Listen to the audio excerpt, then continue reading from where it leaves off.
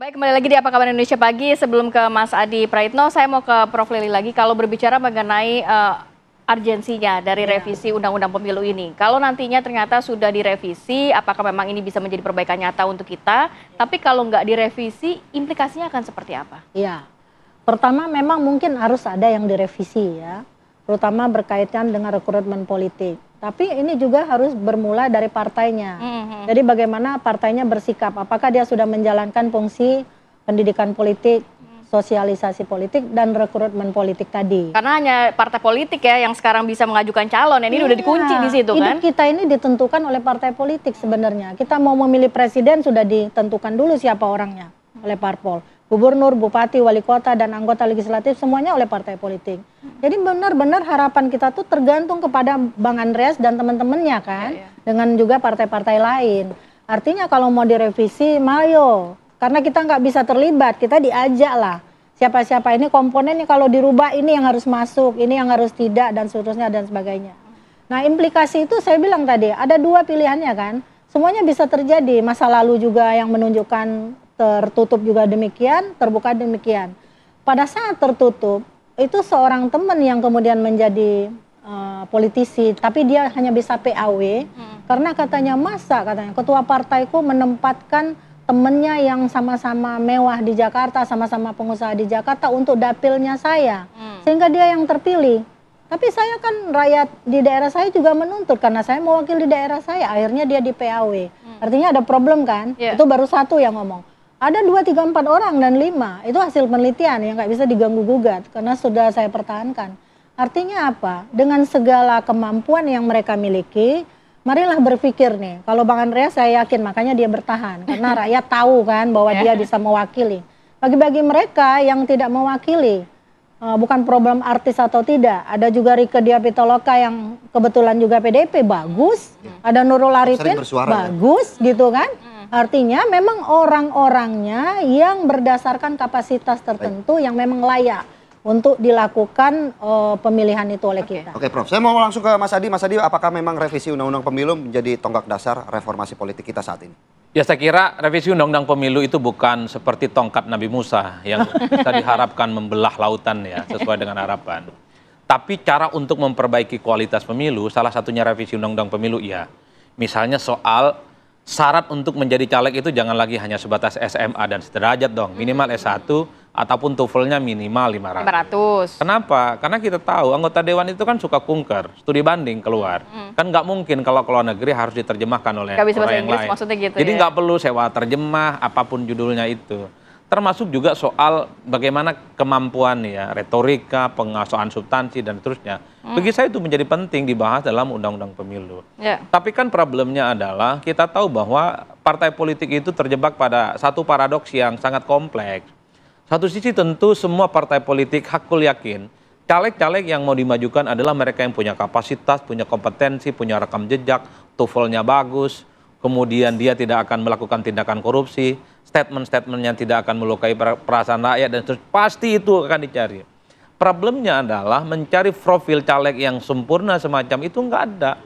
Mungkin caleg yang dimiliki oleh kader-kader partai itu di atas rata-rata, hebat, bagus. Tapi ketika disodorkan ke publik, dia tidak dikenal, nggak bakal dipilih. Caleg akan ditarik oleh partai politik. Karena at the end yang dicari oleh partai politik itu adalah dia nambah kursi, dia menang, dan kemudian terpilih jadi anggota dewan. Untuk apa sorongkan caleg yang populer? Untuk apa sorongkan caleg yang dia punya integritas kalau nggak terpilih? Inilah yang kemudian dalam realitas politiknya banyak sekali partai politik yang memang yang diprioritaskan adalah mereka yang bisa dipastikan menang dan nambah suara.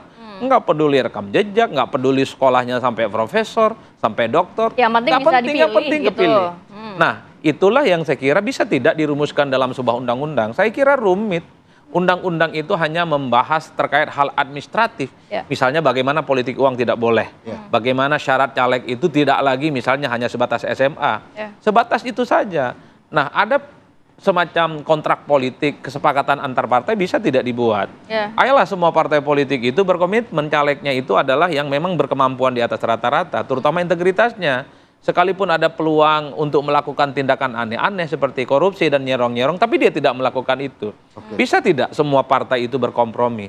Problemnya adalah kalau ada satu partai berkomitmen bahwa caleg yang diusung adalah sesuai dengan kriteria ideal, tapi kalau partai yang lain nggak begitu, yang diusung adalah orang populer, orang punya duit, Nah, Mas Adi, adalah pemilik modal, kan jadi repot urusannya. itu Ini juga kan komitmen partai pada akhirnya. itu yang juga menjadi pertanyaan kita semua. Kita pengen reformasi DPR ini memang secara komprehensif begitu ya. Tidak hanya siapa yang bisa mewakili kita dan juga bisa empati kepada kita. Iya. Nah, ini kan tadi mungkin oke lah syaratnya harus harus S1, kemudian TOEFL-nya 500 itu secara pendidikan, tapi kita juga pengen dong yang mewakili kita ini punya empati kepada rakyat. Harus seperti apa yang kayak Kalau mau harus dibuat aturan bahwa setiap anggota dewan itu minimal setiap bulan sekali turun ke dapilnya. Itu wajib hukumnya. Kan kita tahu ada mekanisme semacam reses. Ada juga kundapil. Bagaimana anggota dewan Tapi setiap reses kayaknya ke dapil juga sih, Mas. Problemnya adalah ini yang perlu diaudit, ini perlu dicek juga, betul nggak resesnya sesuai dengan harapan. Jangan-jangan reses itu 20 titik yang harus bertemu dengan masyarakat cuma sekali, tapi yang dilaporkan 2 kali, misalnya. Oleh karena itu, saya termasuk yang mendorong sebenarnya kalau ada mekanisme, entah di Undang-Undang MD3 ataukah di Undang-Undang Pemilu, bahwa anggota dewan setiap akhir bulan wajib hukumnya seminggu misalnya dia melakukan penetrasi dan bekerja sama dengan basis konstituen yang dipilihnya. Nah, pada level rekrutmen caleg ada yang disebut dengan istilah lokalisasi caleg, bagi saya penting. Artinya apa? Bahwa caleg yang diusung itu sebisa mungkin orang lokal, penduduk setempat, jangan seperti yang sudah-sudah. Saya orang Madura, tapi yang nyalek itu dari mana-mana. Dia nggak ngerti bagaimana anatomi dan struktur kesulitan orang Madura. Kita ini bukan anti orang daerah ya, tidak sesuai dengan misalnya putra daerah. Bukan, tapi memang harus kita akui, kalau orang Jawa, dapilnya di Jawa, saya hakul yakin dia relatif akan memahami bagaimana persoalan yang ada. Begitupun kalau dia calegnya di Jakarta, mencalonkan diri dari Jakarta, relatif agak paham dong. Tidak perlu dia misalnya beradaptasi dan belajar dari nol lagi bagaimana cara memahami persoalan-persoalan di bawah. Artinya kedekatan dengan rakyat juga sangat penting. Saya orang Madura, Mas. Kalau dapil saya Madura, lubang semut sama semutnya berapapun saya paham. Tapi belum tentu orang lain bisa melakukan itu. Kalaupun toh dia kunker, kalaupun toh dia turun ke dapil, dia ada perasaan happy karena dia semacam pulang kampung. Agak berbeda kalau dapilnya di tempat lain. Kalau bisa dibilang ya, yang terpilih. Agak berbeda kalau saya misalnya Tapi mencalonkan kalau diri di tempat udah yang sampai lain. 3 periode di DPR, apakah juga masih hatinya ke... Nah, termasuk Kan banyak yang udah sampai 3 periode. Kita langsung tanyakan ya. Ini bukan anti apa namanya ya, orang di tempat yang lain tidak. Tapi kan kita tahu bahwa biasanya orang-orang daerah itu relatif lebih memahami bagaimana karakternya. Kan perlu juga untuk dipikirkan sebagai upaya untuk mencari solusi terbaik kan, supaya anggota dewan itu betul-betul mewakili rakyatnya. Kan banyak sekali, Mas. Ada anggota dewan, dia terpilih tapi nggak pernah kampanye, kok di dapilnya kan banyak sekali. Ini yang saya kira satu persatu harus dibenahi terkait dengan hal ini. All in agak rumit, tapi bagi saya protes dan demonstrasi belakangan adalah momentum bagaimana mencari caleg-caleg dan anggota dewan yang baik. Bagi saya kuncinya di partai politik sih, Mas. Kuncinya di partai politik. Saya mau ke Bang Andreas. Sekarang Bang Andreas memang revisi undang-undang dinilai perlu, undang-undang pemilu begitu ya perlu, tetapi ternyata yang lebih penting adalah bagaimana kemudian mereka yang telah terpilih ini kemudian bisa menunjukkan empati, bisa menunjukkan kedekatannya dengan rakyatnya seperti itu. Bang Andreas, mungkin tanggapannya seperti apa?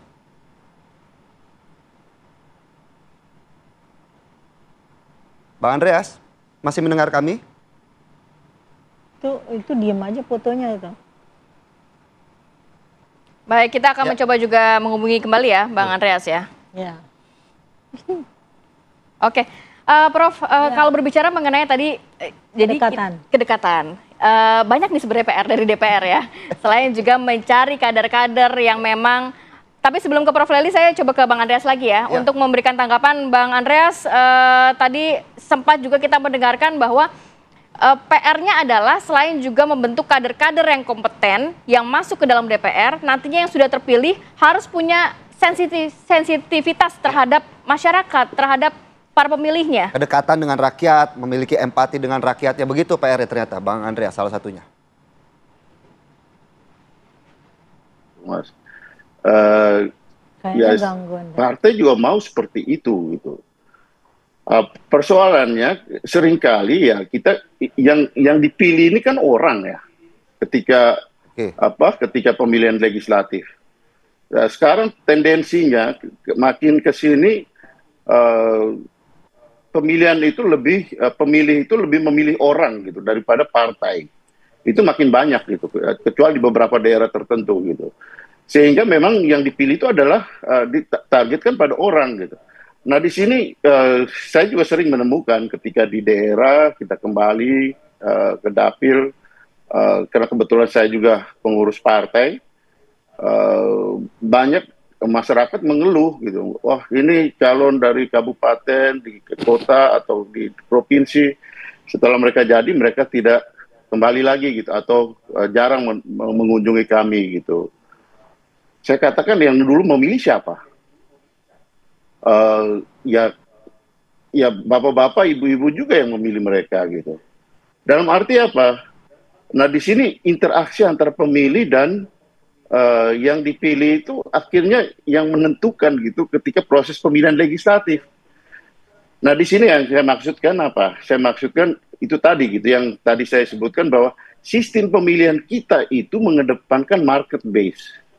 Dasarnya itu adalah bagaimana proses yang ada di lapangan itu sesuai dengan tawaran dan permintaan dan penawaran gitu. Masyarakat menghendaki apa? Partai kemudian menyodorkan sesuai dengan permintaan masyarakat. Nah, disitulah yang saya maksudkan soal akhirnya apa? Yang disodorkan itu tentu orang yang dikenal. Nah itu dia Bang, sebenarnya kan kita juga tadi Prof. Lely juga sempat mengatakan bahwa kita dikunci nih Bang, kita dikunci hanya dari pilihan, hanya dari apa yang disodorkan dari partai politik. Kita nggak bisa memilih orang yang kompeten, ujuk-ujuk, walaupun tidak disupport oleh partai politik. Tapi tidak bisa disalahkan masyarakat juga kalau ternyata partai politik menyuguhkan orang-orang yang nggak kompeten Bang. Ya silahkan melakukan ini deh, survei deh. Ketika di dalam proses pemilihan legislatif, lembaga-lembaga survei itu kan, maaf, yang disodorkan pertama kan yang hasil dari pemilihan, hasil dari survei itu kan soal kedikenalan, penting. Oke. Orang biar hebat-hebat gimana kalau tidak dikenal gimana? Gimana orang mau pilih dia kalau dia tidak dikenal atau kurang dikenal? Nah disitulah aspek yang saya maksudkan dengan ya sistem pemilihan kita ini orientasinya pada market dan sangat liberal. Nah ketika salah orang ya ketika kemudian dalam proses pemilihan orang menyalahkan partai, ya partai juga mau yang terbaik. Tapi kan ketika di dalam pemilihan partai harus memperhatikan pasar yang ada di dalam sistem kita itu gitu. Baik. Nah makanya saya katakan kita kembali perbaiki sistemnya. Sehingga dengan demikian antara pemilih dan yang dipilih itu dan partai sebagai penanggung jawab, kita bertanggung jawab terhadap apa yang ya mereka yang dipilih gitu. Jangan kemudian ketika setelah pemilihan umum semua disalahkan ke partai. Saya tidak membela partai, tapi ini realita yang saya alami gitu. Saya anggota DPR dari tahun 2005 di dalam sistem pemilihan yang masih proporsional, setengah proporsional terbuka dan tertutup ketika itu sampai dengan sekarang. Kalau 99 itu masih proporsional tertutup. Sampai dengan sekarang saya merasakan itu gitu.